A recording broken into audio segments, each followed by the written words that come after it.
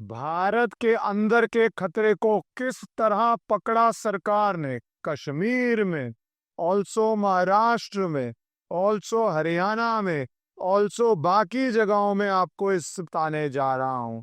बाहरी दुश्मन से लड़ना आसान है, अंदरूनी दुश्मन जो घर में बैठ के घर का भेदी लंका ढाए, और वो जो घर में भारत के अंदर बैठ के भारत की रोटी खा के भारत का नागरिक होने के बावजूद भारत पे जो हमला करते हैं उनका साथ दे रहा है। कई बारी विचारधारा की वजह से, कई बारी पैसे की वजह से, कई बारी हनी ट्रैप की वजह से। दो अलग केसेस पे मैं स्पेसिफाई करूंगा। एक महाराष्ट्र, थाने, जहां पे एक 27 साल का डिफेंस कॉन्ट्रैक्टर किस तरह हनी ट्रैप हुआ। कुछ उसके प्रिकॉशंस भी बताऊंगा, कुछ मेथोडोलॉजी बताऊंगा, सबके साथ शेयर कर लीजिए। आपके परिवार में कोई फंस ना जाए इस ट्रैप को लेके। और दूसरी तरफ कश्मीर में, जहां पे लेफ्टिनेंट गवर्नर ने मैसिव एक्शन लिया अपनी पावर्स को एक्सरसाइज करते हुए। 3 लोग जो सरकारी कर्मचारी थे और कितने सेंसिटिव डिपार्टमेंट्स में थे ये आपको बताऊंगा, तीनों अलग अलग डिपार्टमेंट में थे, उनके ऊपर किस तरह पकड़ा, किस तरह एक्शन लिया, ये भी समझिए। पहले आ जाते हैं कश्मीर पे, फिर आएंगे किस तरह इस डिफेंस कॉन्ट्रैक्टर ने 14 शिप्स, 14, जिसमें हमारे देश के कितने ऑफिसर्स, कितने जवान हमारी देश की सुरक्षा करने के लिए शिप्स पे जो नेवी के ऑफिसर्स होते हैं उनकी जान तक को खतरे में डाल दिया। हमारे देश की पूरी सुरक्षा को कचरे में डाल दिया। क्यों?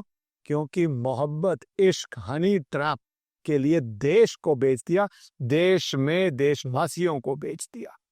पहले कश्मीर की बात कर लेते हैं क्योंकि वो बहुत जरूरी है। लेफ्टिनेंट गवर्नर मनोज सिन्हा ने 3 सरकारी कर्मचारियों को बिना जांच के बर्खास्त किया। ये पावर होती है, बहुत रेयरली एक्सरसाइज होती है कि आप जांच भी ना करें और सीधा बर्खास्त करें, इतना बड़ा डेंजर है। ये कर्मचारी लश्कर ए तैयबा, हिजाबुल मुजाहिदीन जैसे आतंकी संगठनों के लिए काम कर रहे थे, ऐसे लिंक्स पाए जा रहे थे। और ये काम पहले से कश्मीर में हो रहा है। अगस्त 2020 में राज्यपाल मनोज सिन्हा ने कुछ आतंकवादियों के साथ साथ ओजीवी और सरकारी सिस्टम में छिपे आतंकियों पे जांच शुरू कर दी थी कि जांच करें, पकड़ें, आइडेंटिफाई करें, एक्शन ले। ये जो 3 सैक्ट एम्प्लॉइज हैं, पहला मलिक इश्काफ नाजीर, ये पुलिस कांस्टेबल भर्ती हुआ था, पुलिस के अंदर से चाहिए 2007 में। इसका भाई एक लश्कर का टेररिस्ट था जो 2018 में इनकाउंटर में मारा गया था। 2007 से पुलिस में भाई टेररिस्ट के लिए काम कर रहा है, इनकाउंटर में किया, और इसके खुद कह रहे हैं लश्कर से अब भी लिंक थे। पुलिस की यूनिफॉर्म पहन के, यूनिफॉर्म की आड़ में ये टेररिस्ट नेटवर्क का फायदा कर रहा था। 2021 के इन्वेस्टिगेशन ऑफ आर्म्स और स्मगलिंग केस में ये पकड़ा गया था, डिसमिस्ड फ्रॉम सर्विस। दूसरा व्यक्ति इजाज अहमद, ये टीचर है। मैं बोलता हूँ हमारे स्कूल, हमारे कॉलेजेस में क्या पढ़ाया जा रहा है ये बहुत ज़रूरी है। पेनफुल है मेरे लिए कि अगर एजुकेट ही हम यंगस्टर्स को गलत कर रहे हैं और गलत लोगों को हम एजुकेशन सिस्टम का हिस्सा बनने दे रहे हैं, वो देश के लिए फ्यूचर बहुत बड़ी प्रॉब्लम हो जाती है। ये टीचर बना, हिजाबुल मुजाहिदीन के लिए पुंछ में काम कर रहा था, टीचर होके वेपन स्मगलिंग करता हुआ 23 में पकड़ा गया, इसको भी नौकरी से बाहर किया गया। तीसरा वसीम अहमद खान, ये मेडिकल कॉलेज में असिस्टेंट था, ये 2007 से काम कर रहा था, ये भी की कॉन्स्पिरेटर था टेरर अटैक्स के अंदर, इसको भी किया गया। आप देखिए एक एक करके कितना एम्बेडेड नेटवर्क था जिसको 370 को भी रिमूव किया। और एलजी की पावर्स क्यों जरूरी थी, क्यों स्टेटहुड लिया गया था एक टाइम पे, ये सब सिस्टमैटिकली करना कितना जरूरी था।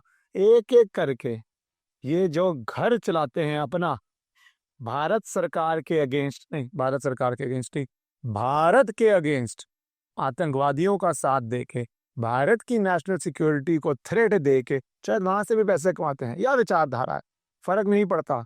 बात यह है एक्शन क्या हो रहा है, और भारत के टैक्स पेयर का पैसा लेते हैं।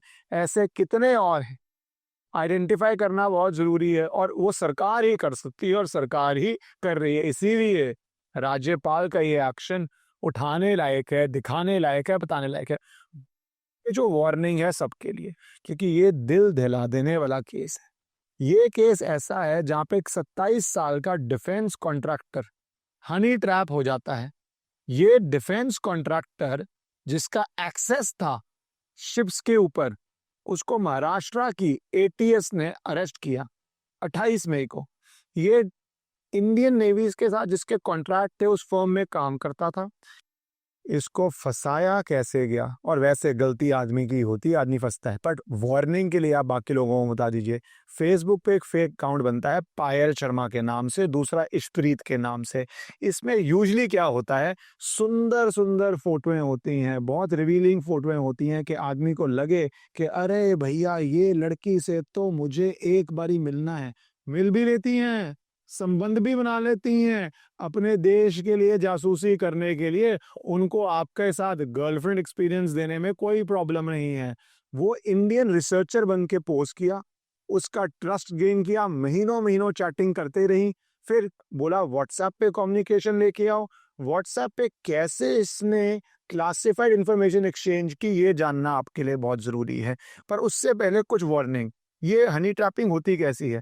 फेक सोशल मीडिया प्रोफाइल बनता है, डेटिंग एप्स बहुत लोग होते हैं, उसके अंदर कोई लड़की आपको आके मिलती है, ईमेल पे फ्लर्टेशन होती है या व्हाट्सएप पे होती है, फिजिकल एनकाउंटर, आप किसी पब में गए हैं, किसी रेस्टोरेंट में गए हैं, वहां पे कोई लड़की आ जाएगी, आपसे बात करनी शुरू कर देगी, आपकी ईगो को बूस्ट मिलता है, कह रहे मुझसे बात कर रही है, मैं इतना इंपॉर्टेंट हूँ।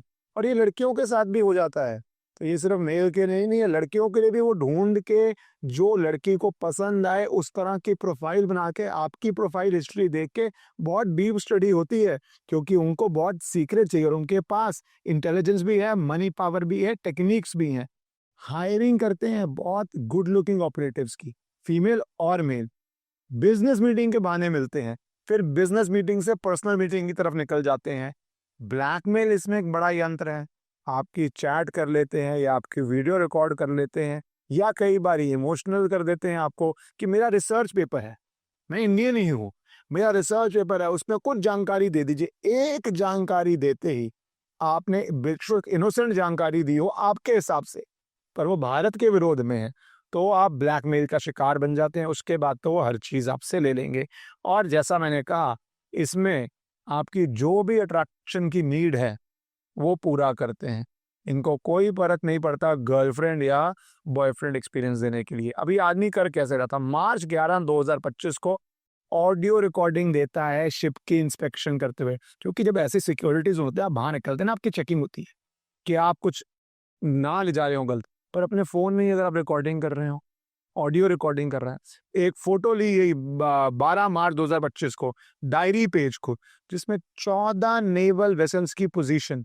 सोचिए, जंग के दौरान दुश्मन के पास पिन पॉइंट लोकेशन हो जाए आपकी नेवी वॉरशिप की, आपकी नेवी की शिप की, आपकी किसी डिफेंस इंफ्रास्ट्रक्चर की, तो वो बैठे बैठे कैसे उसको टारगेट, 14 वेसल्स पे कितने अफसर होंगे। फिर 28 मई को एटीएस ने अरेस्ट कर लिया। ये कर कैसे रहा था, स्केचेस, डायग्राम सब ले लिया था, डायरी के अंदर जो डिप्लॉयमेंट शेड्यूल है, कहाँ जाएगी नेवी वेसल, वो कर रहा था। और नेवी ने कंफर्म किया है कि कम से कम 5 शिप्स की लोकेशन एक्यूरेट थी, क्योंकि नेवी भी बहुत ऑपरेशंस करती है, चेंज करती रहती है, उनको पता है कि जासूस या स्पाई या सैटेलाइट से टारगेट ना कर रहे हो।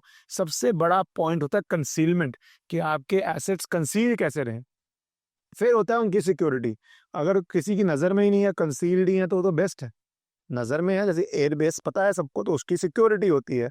अब इसको अरेस्ट कर लिया गया है, official secrets act, Indian penal code, digital devices, return record, सब कुछ गिन दिया है।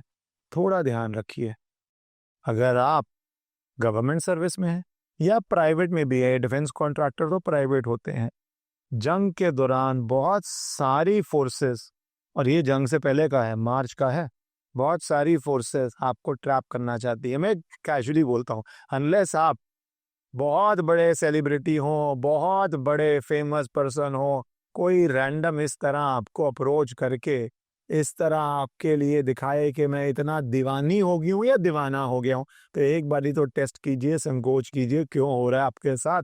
इतना बेवकूफ मत बन जाइए अपनी ही ईगो में या अपने ही कॉन्सेप्ट ऑफ सेल्फ के अंदर। 2 अलग अलग एग्जाम्पल दिए, कश्मीर में किस तरह गवर्नमेंट जॉब में कर रहे थे, महाराष्ट्र में किस तरह प्राइवेट जॉब में एक डिफेंस कॉन्ट्रैक्टर कर रहा था। देश को अंदर में बहुत खतरा है।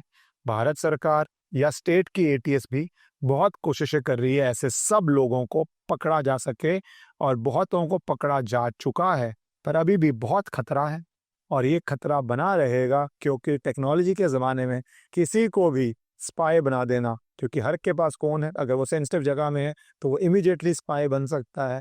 जैसे वो जो यूट्यूबर पकड़ी गई थी। तो ये चीज़ें पे ध्यान रखिए। दौरान इस तरह का समय है कि आपकी इनोसेंट मिस्टेक शुरुआती दौर पे आपको बहुत बड़ी ट्रबल में डाल सकती है। सड़ेगा ये जेल में, और भी सब सड़ेंगे जेल में, पर आप सुरक्षित रहिए, केयरफुल रहिए।